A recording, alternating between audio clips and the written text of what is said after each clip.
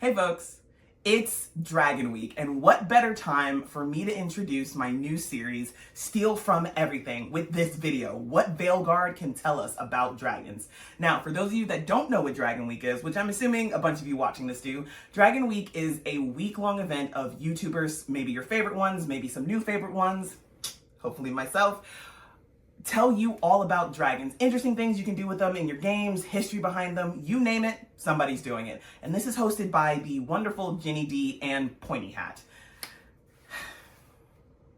Now, before I get started actually into the meat of the video, let me introduce myself. Hey folks, my name is VJ Harris. I am a professional TTRPG designer and full-time DM. And if you think you might recognize my name, maybe you do. I am the co-creator of An Elf and an Orc Little Baby, volumes 1 through 4. I have been featured in 3 issues of MCDM Productions Arcadia, and I'm one of the designers for Flea Mortals. And there's a whole spattering of other things I've been on between the DM's Guild, Drive-Thru RPG, and Itch. So maybe you know me from there, or maybe you know me from TikTok, where I talk about a whole variety of things that pertain to TTRPGs, D&D mostly, but I'm branching out to other things. Thanks for sticking around. Let's get to it. Dragons. They have been a part of the human cultural consciousness for over 4,000 years. A scribe in ancient Mesopotamia, the Middle Eastern region that is now part of Iraq, wrote a curious word on a clay tablet, Usum-Gal. Apologies for the pronunciation. The word is in Sumerian, humanity's oldest written language, and is believed to be the oldest known word for dragon. Some version of a dragon appears in the folklore of multiple cultures worldwide. Ancient Mesopotamian artwork from the Akkadian period depicted a draconic creature with the foreparts of a lion and the hind legs, tail, and wings of a bird. Korean dragons have many similarities in regards to appearance with other East Asian dragons, an elongated body that more closely mimics a snake, with one of the differences being a longer beard. In Bhutan, the druk, also known as thunder dragon, is one of the national symbols of the country and has been associated with the state religion and as a symbol since the late 12th century, around 1200 AD, or Anno Domini, aka in the year of our Lord. In the West, the modern depictions of dragons, a huge fire-breathing scaly and horned lizard-like creature with wings, usually leathery bat-like, sometimes feathered, 2 or 4 legs, and a long muscular tail, has existed since around 1260 AD. This image was found in MS Harley, 3244, a medieval bestiary. And they are the quintessential monster of Dungeons & Dragons. Since OD&D, the first edition of D&D, dragons have appeared in every edition in some form. D&D 5e 2014 through 2023 brought us multiple types of dragons, but there are 3 main types: chromatic, metallic, and gemstone. Between those 3 categories, there are 65 different types, ranging from the brass dragon wormling to the silver great worm. D&D 2024 has been out for less than a year at this point, and while it doesn't have the wide range of options 2014 has, it still brought us the standard lineup of dragons: white, silver, red, green, gold, copper, bronze, brass, blue, and black. But regardless of edition, I think they all need a little help, but only some of them can get it from our good friends Seartooth Vyrantus, Corius the Icetalon, Kaltenzahn, Fangscorcher, and Kataranda the Stormrider. Between Seartooth Vyrantus, Corius the Icetalon, Kaltenzahn, Fangscorcher, and Kataranda the Stormrider, we have 2 fire dragons, 2 ice dragons, and 1 lightning dragon. Each of these dragon types have identical, similar, and unique abilities. Let's start with the identical ones. Each dragon has what I am calling a plummet ability, where they raise up into the air before dropping to the ground. If your rook, the PC in Veilguard, is caught in that, they take damage and they get knocked prone and have to quickly recover. The next ability is Clawed Wings. The dragon moves towards Rook, slamming down the claw attached to their wing, dealing damage and knocking Rook prone. Finally, there's the Charge Attack. It's pretty self-explanatory. The dragon runs in a straight line and you have to dodge out of the way, otherwise you take damage and are knocked prone. One other thing they all have in common is that they have vulnerabilities, but we'll talk about that later. Now that we've gotten through the common stuff, let's examine some similar and unique abilities, starting with Seartooth Vyrantus and Fangscorcher, our 2 fire dragons. Between the 2 of these dragons, there are 4 unique abilities: Burning Earth, Fire Blast, Rain of Fire, and Line of Fire. Burning Earth. The dragon buries its face in the ground, churning the earth with its fire breath. It then bursts out of the ground in various spots, and Rook has to dodge to not take fire damage and burn. Fire Blast. The dragon does 1 to 3 mini fireballs, aimed at Rook. Rain of Fire. The dragon launches itself into the air, landing on a high perch, raises its head to the sky, and spews large balls of fire that come crashing down to the ground. Where the fireballs hit, the area is set ablaze. Line of Fire. The dragon flies in the air and lets loose a long line of fire that ignites the ground and sets anyone who walks in it on fire. Between Corius and Kaltenzahn, the ice dragons have the following abilities: Ice Blast, Line of Ice, Wing Gust. Ice Blast. Pretty much identical to the Fire Blast, except it deals cold damage, and it's always 3 bursts. Line of Ice. There's a line of ice across the ground, and any creature that is hit by it takes cold damage, and if you walk into it, you also take cold damage. Wing Gust. If you're familiar with the wing attack from the 2014 Monster Manual, you're essentially familiar with this ability. The dragon flaps its wings, creating a gust of wind that deals bludgeoning damage when it hits a creature. It also obscures the battlefield. That creature is also knocked prone. Kataranda has 4 abilities: Lightning Bolt, Electrified, Shield, and Conductivity. Electrified. A circle of electricity forms underneath your feet, growing smaller as the dragon charges its attack before shooting off a bolt of lightning. This process happens 3 times before the ability stops. Lightning Bolt. It's Kataranda's version of Fire and Ice Blast. She lets out one singular bolt of lightning. Shield. When Kataranda hits about 1/3 of her hit points, she goes and perches on a high up spot, draws in electricity from the area around her before radiating it around her body and generating a shield that has to be destroyed. Conductivity.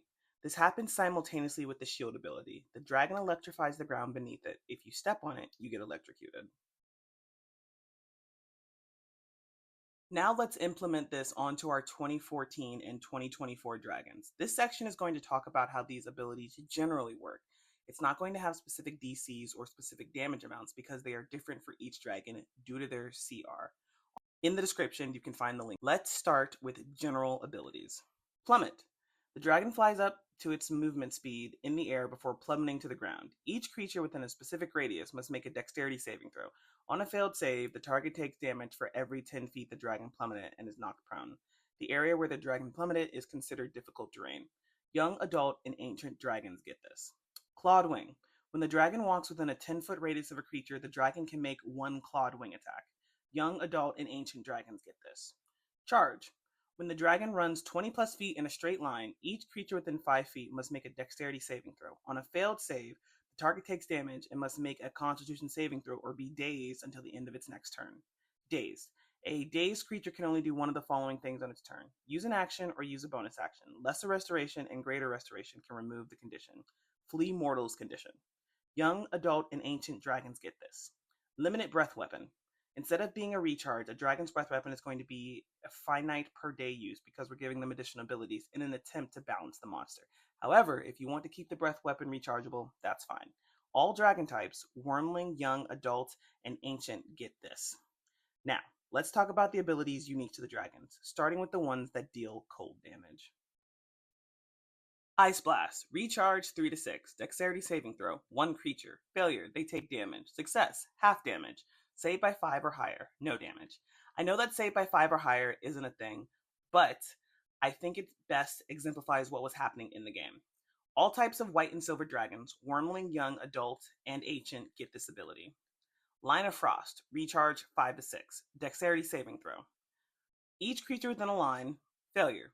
You take damage. Success, no damage. For the next 3 turns, when a creature starts their turn near the line or ends their turn there, they take additional cold damage. Young, adult, and ancient dragons get this ability. Wing Gust. Recharge 6.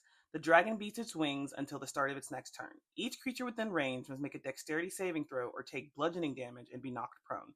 A creature must also make the save at the start of its turn. The area is also heavily obscured for the dragon's enemies. If the dragon uses this ability, it can't take legendary actions or reactions. Adult and ancient dragons get this ability. On to lightning dragons. Electrified. As a bonus action, the dragon marks a target with an electrified charge. Electrified. Recharge 3 to 6. Dexterity saving throw. Advantage on the save if the target moves 15 or more feet away from its original position. Duration 3 rounds. Failure, lightning damage. Success, no damage. All dragon types, Wormling, Young, Adult, and Ancient, get this ability. Lightning Bolt. Range weapon attack. Reach. On a hit, it deals lightning damage. Young, Adult, and Ancient dragons get this ability. Conductivity. Recharge 5 to 6. The dragon opens its mouth, pouring lightning into the ground and creating 4 15-foot radius spheres of lightning. When a creature enters the area on the start of its turn or ends its turn there, it must make a Constitution saving throw. On a failed save, the target takes lightning damage or half as much on a success. The damage is doubled if the area or the target is wet.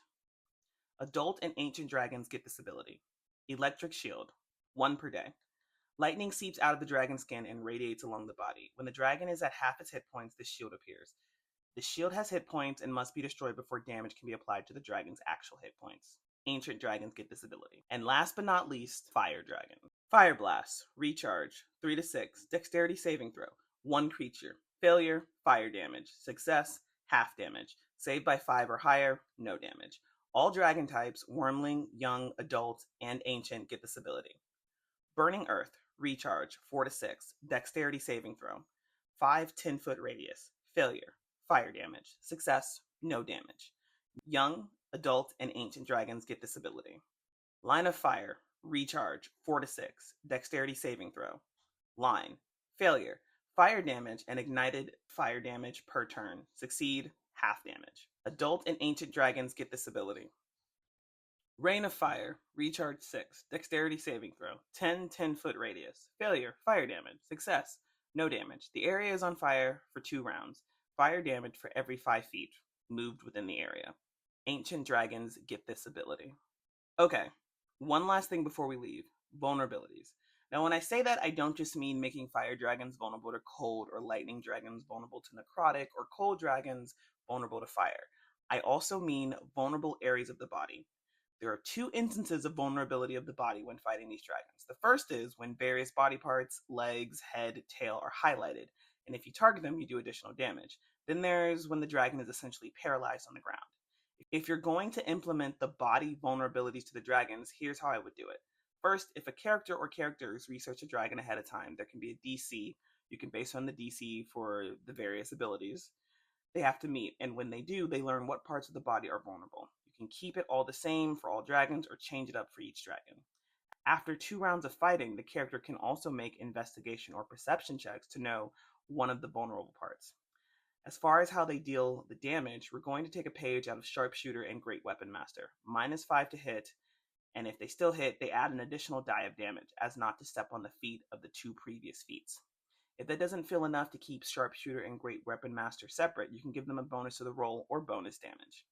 This might be getting a little nitty-gritty, but you can also make different body parts have different ACs, so doing research ahead of time would be beneficial. If you're going to implement the paralyzed part of the vulnerabilities, here's how this can go. Once the dragon has been brought to half health, make a Constitution saving throw. On a failed save, the dragon is quote-unquote paralyzed until the start of its next turn. The attack shouldn't have advantage, and the dragon shouldn't be able to hit, but if it hits, it's an automatic critical. You can also have this happen again when it's at 1/4 health. The Constitution save can be its own DC, something you make up, or a combination of all the characters' DCs. And that's it, folks. Thanks so much for being here, and happy Dragon Week. Hope to see you for the next Steal From Everything featuring old champions remains from various modded Minecraft packs. One last thing. Make sure you check out the rest of the videos that have been posted for Dragon Week. Check out the playlist. It's linked in the comments.